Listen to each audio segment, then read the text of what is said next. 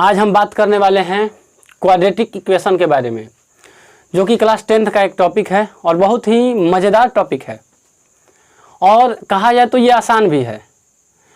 तो चलिए शुरू कर लेते हैं। पहले तो हम लोग पिछले चैप्टर में पढ़े थे पॉलिनोमियल के बारे में, जो कि हम लोग पढ़ाई किए थे पॉलिनोमियल के बारे में। देखिए, पॉलिनोमियल में हम लोग पढ़े थे कि कोई भी पॉलिनोमियल, दैट मीन्स मान लीजिए एक हम क्वाड्रेटिक पॉलिनोमियल की ही बात कर लें।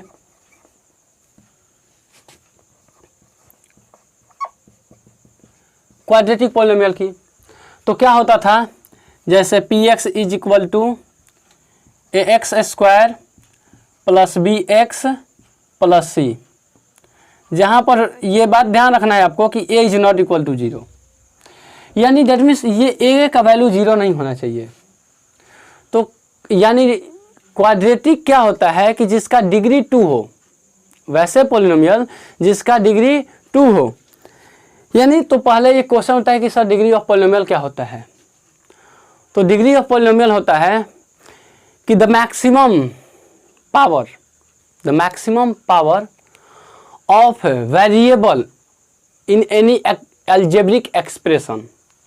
किसी भी अलजेब्रिक एक्सप्रेशन में जो मैक्सिमम पावर मिल गया, ये जैसे अलजेब्रिक एक्सप्रेशन हम ले लिए, इसमें देखिए ये सब रियल नंबर्स हैं, ठीक है।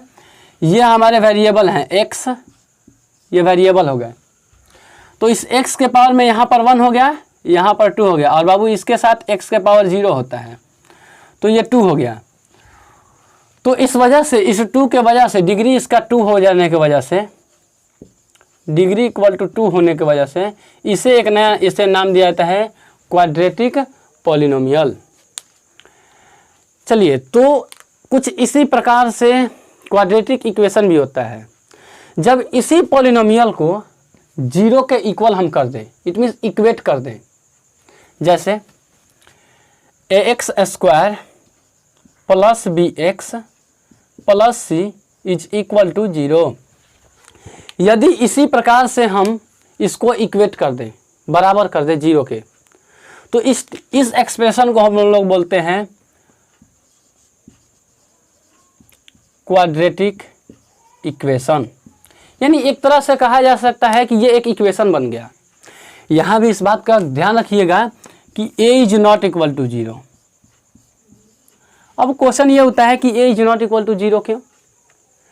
तो a is not equal to 0 इसलिए क्योंकि यदि देखिए, अगर इसका वैल्यू, अगर इस a का वैल्यू 0 हो जाए, तो अगर ये 0 होगा तो क्या होगा, ओवरऑल इसको 0 कर देगा। दैट मीन्स होगा 0 into x square plus b x plus c बराबर 0। अब ये हो गया तो 0 plus b x plus c is equal to 0। इससे इसको हम क्या करेंगे, b x plus c is equal to 0। अब ये ध्यान दीजिए कि ये क्वाड्रेटिक इक्वेशन ना बन के लीनियर इक्वेशन बन गया, क्योंकि इसके x का पावर कितना हो गया बाबू, 1। जब x का पावर 1 हो गया तो ये एक लीनियर इक्वेशन हो गया, जिसके वजह से हम यहाँ एक इज नॉट इक्वल टू 0 कर रहे हैं, ठीक है। चलिए, अब आगे देखिए कि जिस प्रकार से दोनों को कोरिलेट करके पढ़ रहे हैं, यहाँ पर डिग्री इसके 2 है। इट मीन्स उस समय आप पढ़े होंगे कि जीरोज कितने होंगे इसके, 2, जीरोज इसके 2 होंगे। उसी प्रकार से यहाँ पर इसके जीरोज भी 2 ही होंगे, लेकिन यहाँ पर उस जीरोज का एक अदर नाम दे दिया जाता है, जिसे हम लोग बोलते हैं रूट्स, यानी रूट्स। इसके रूट्स भी कितने होंगे, 2। मैक्सिमम 2 होंगे, मिनिमम तो 1 भी हो सकते हैं, बट मैक्सिमम 2 होंगे।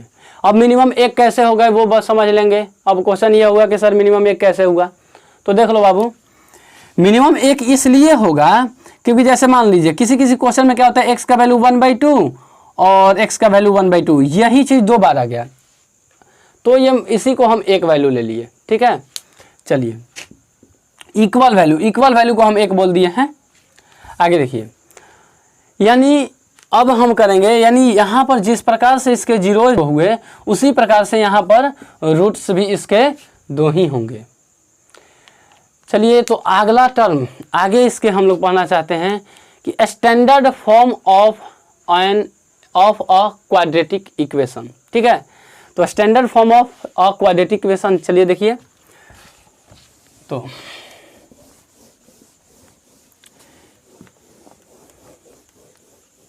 जैसे यहां तक हमें मिला था कि x square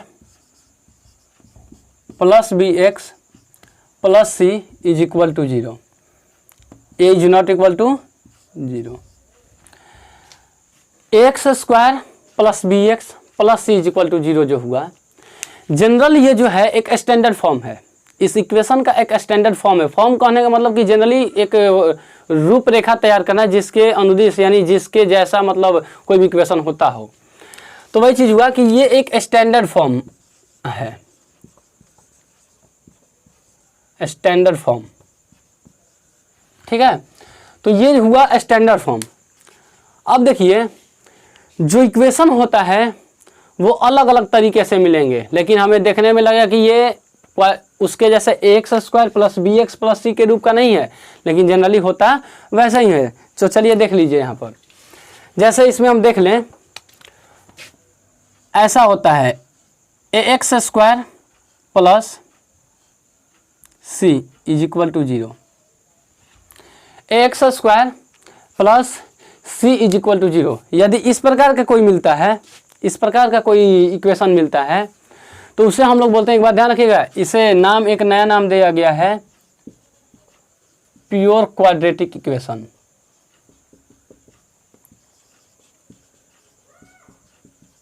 pure quadratic equation, यानी यहां पर आपको क्या मिल रहा है कि b is not equal to b is equal to 0 and c is not equal to 0। यानी कहने का मतलब ये हुआ कि जब x वाले टर्म को, x पावर 1 वाले टर्म को रिमूव करा दिया जाता है, यदि वो टर्म किसी भी इक्वेशन में न रहे, x square plus b x plus c, क्या देखिए तो यहाँ पर क्या है, ये बी एक्स वाला टर्म नहीं है, यहाँ पर नहीं है। यानी जब इस टर्म को हटा दिया जाता है, और हटाया कैसे गया, तो b के वैल्यू को 0 कर दिया गया। जब b के वैल्यू को 0 कर दीजिएगा तो क्या होगा, x square plus c is equal to 0। और जब ऐसा होता है तो इसे एक हम अलग नाम से, यानी जिसे हम लोग बोल सकते हैं टाइप्स ऑफ क्वाड्रेटिक इक्वेशन, इसे अलग तरीके से प्योर क्वाड्रेटिक इक्वेशन के नाम से भी जाना जाता है। अगला फॉर्म कुछ और भी हो सकता है, अगला कुछ इस प्रकार से भी हो सकता है। तो चलिए, ये पहला हुआ। दूसरा ये भी हो सकता है कि a x square is equal to 0। यहाँ पर क्या हुआ, b is not equal to 0 और c is not equal to 0, sorry b is equal to 0 और c इज इक्वल टू, यानी बोथ, यहाँ पे b को भी 0 कर दिया गया और c को भी 0 कर दिया गया। ठीक है, चलिए आगे देखिए। अगला कुछ इस प्रकार से भी हो सकता है कि x square plus b x is equal to 0। यहाँ पर क्या किया गया कि b को 0 तो नहीं माना गया, लेकिन c को 0 कर दिया गया। b is not equal to 0 but c is equal to 0। और सॉरी, ये तीसरा हो गया ना, ये चौथा कीजिएगा तो क्या होगा, a x square plus b x plus c is equal to 0, यही ये वाला। यानी यहाँ पर क्या हुआ, b is not equal to 0 and also c is not equal to 0। यदि, यानी कहने का मतलब हुआ कि इक्वेशन क्वाड्रेटिक इक्वेशन के यही 3 फॉर्म हो सकते हैं, जिसमें कि इसे स्टैंडर्ड फॉर्म बोला जाएगा। ठीक है, यही 3 फॉर्म हो सकते हैं जिसे इसे स्टैंडर्ड फॉर्म बोला जाएगा। और इसे एक अलग नाम प्योर क्वाड्रेटिक इक्वेशन के नाम से भी जाना जाता है। जब भी बोला जाए प्योर क्वाड्रेटिक इक्वेशन क्या होता है, तो आपको समझ जाना होगा कि कोई भी स्टैंडर्ड फॉर्म इक्वेशन से जब bx को हटा दिया जाए, डेट मीन्स b को 0 के इक्वल कर दिया जाए, तो bx बाबू एकदम सिंपल सी बात है कि 0 हो जाएगा। और जब bx ये b क्या बोले हैं कि अगर b 0 हो जाएगा तो bx 0 पूरी के पूरे रिमूव कर जाएगा, डेट मीन्स केवल x plus x square plus c is equal to 0 बचेगा। ठीक है,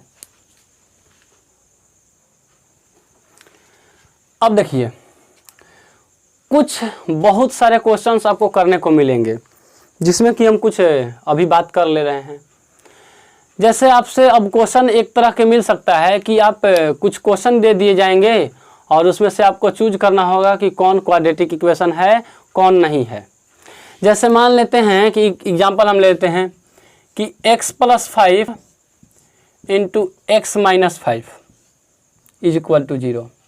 क्वेश्चन ये उठ सकता है कि क्या ये क्वाड्रेटिक इक्वेशन है। तो देखिए, मैं हमेशा बोलता हूँ और हम अभी बोल रहा हूँ कि इस कभी भी डायरेक्ट आप डिटेक्ट मत कीजिए। आप उस क्वेश्चन को पूरी तरीके से सॉल्व कीजिए और सॉल्व करने के बाद पूरी बढ़िया से जब सॉल्व हो जाए, मतलब लास्ट पोजीशन तक जब चल जाए, लास्ट स्टेप तक, तब जाके आप डिटेक्ट कीजिए कि वो क्वाड्रेटिक इक्वेशन है या नहीं। कभी कभार ऐसा भी होता है कि देखने में लगता है कि वो क्वाड्रेटिक इक्वेशन है, बट होता नहीं है। इसलिए चलिए देख लेते हैं।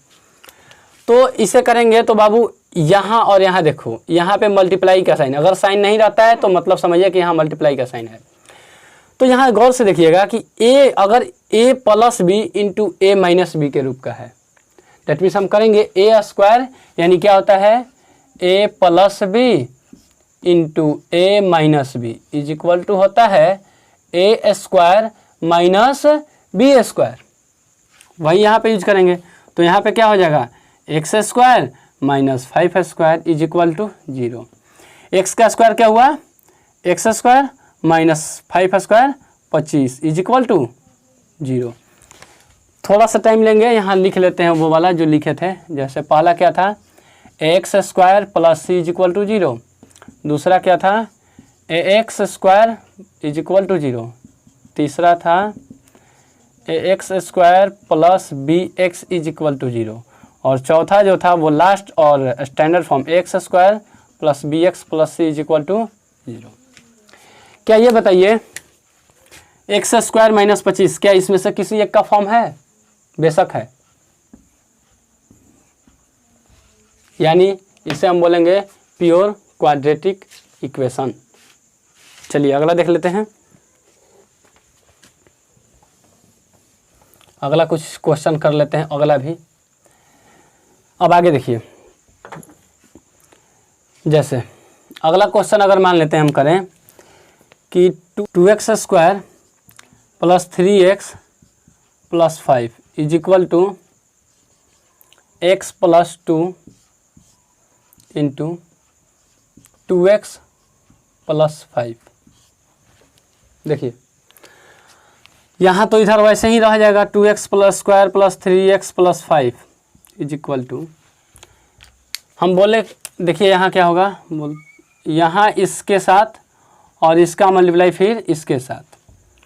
तो ये करेंगे तो क्या होगा x × 2x हो जाएगा 2x², और इसका कीजिएगा तो +5x, फिर इसका मल्टीप्लाई इसके साथ और इसका मल्टीप्लाई इसके साथ, यानी +2 × 2 = 4x और 5 × 2 = 10 प्लस में। ध्यान दीजिएगा ये 2x² और ये 2x² दोनों गया। आगे कीजिए तो ये इधर क्या बचेगा 3x + 5 = 5 और 4 9x + 10। अब यहाँ जनरल, अब आगे क्या बढ़ना है, यहीं पे आपको समझ में आ रहा है कि यहाँ कहीं स्क्वायर नहीं है। अगर इसको सोल्व भी करना चाहे तो करिए। ये 9x इधर आएगा तो 3x - 9x = 10, और इस 5 को उधर ले गए तो -5 हो गया।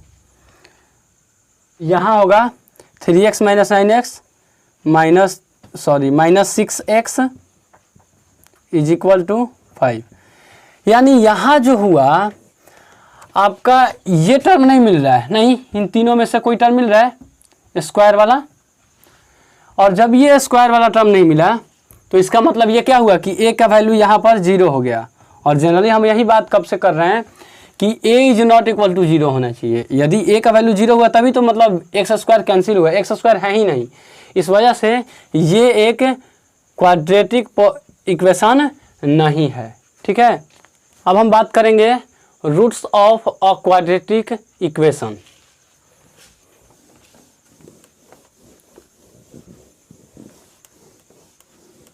देखिए अब जो भी बात होगा रूट्स पे कि उनके रूट्स में क्या होते हैं। यानी रूट्स तो होता क्या है जनरल पूरे बढ़िया समझ लेते हैं। देखिए जिस प्रकार से क्वाड्रेटिक पॉलिनोमियल में जीरोज हुआ करता था, क्वाड्रेटिक पॉलिनोमियल में हम लोग क्या निकालते थे, जीरोज निकालते थे। जीरोज निकलेगा तो हमें समझ में आ जाता था कि x का वैल्यू वो अगर जो आया जीरोज वो अगर उस इक्वेशन में रखेंगे तो वो इक्वेशन को सेटिस्फाई कर देगा। तो यहाँ भी कुछ वही है कि क्वाड्रेटिक पॉलिनोमियल में जिसे हम जीरोज कहते थे वही चीज़ क्वाड्रेटिक इक्वेशन में रूट्स का नाम दिया जाएगा। चलो जैसे देख लीजिए, देखने से यानी जैसे देखिए अगर क्वेश्चन ये है x square plus b x plus c is equal to 0, जहाँ a is not equal to 0, यदि ऐसा है तो इसके रूट्स क्या होंगे, रूट्स क्या होंगे। The value of x, the value of x for which it satisfy this equation, x का वो वैल्यू जिसके लिए इस इक्वेशन को वो एक्स का वैल्यू सेटिस्फाई कर दे।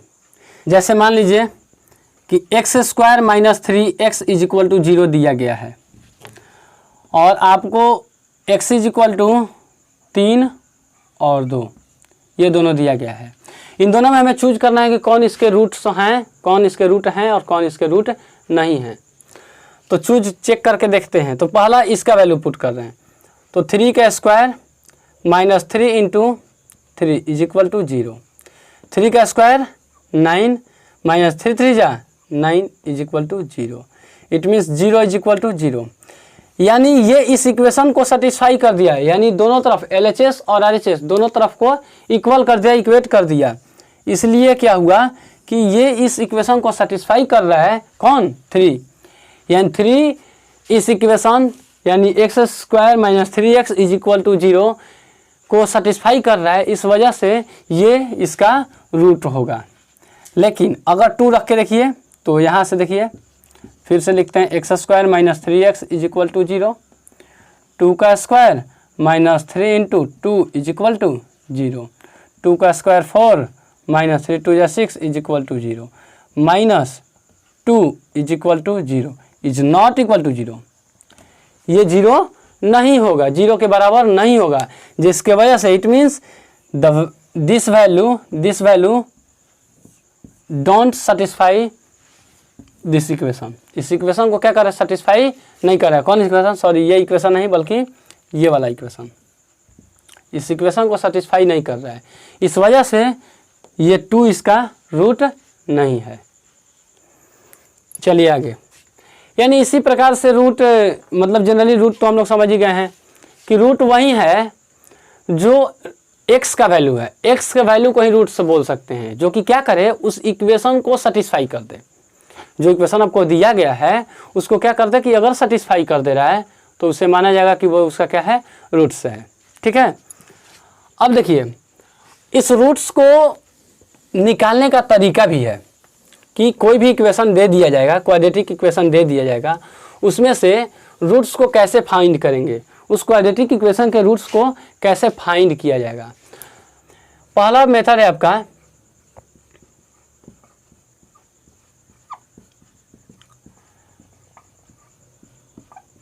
Factorisation method. दूसरा जो मेथड है वो आपका है completing square method. Square completing मतलब पहले स्क्वायर आपको करना होगा, कंप्लीट करके उसके बाद बनाना है। और तीसरा मेथड है क्वाड्रेटिक फार्मूला, यानी जो कि डिस्क्रिमिनेंट के सहायता से बनेगा। तो चलिए आज के लिए बस इतना ही, अगले दिन मिलेंगे तो फिर आगे कुछ पढ़ेंगे।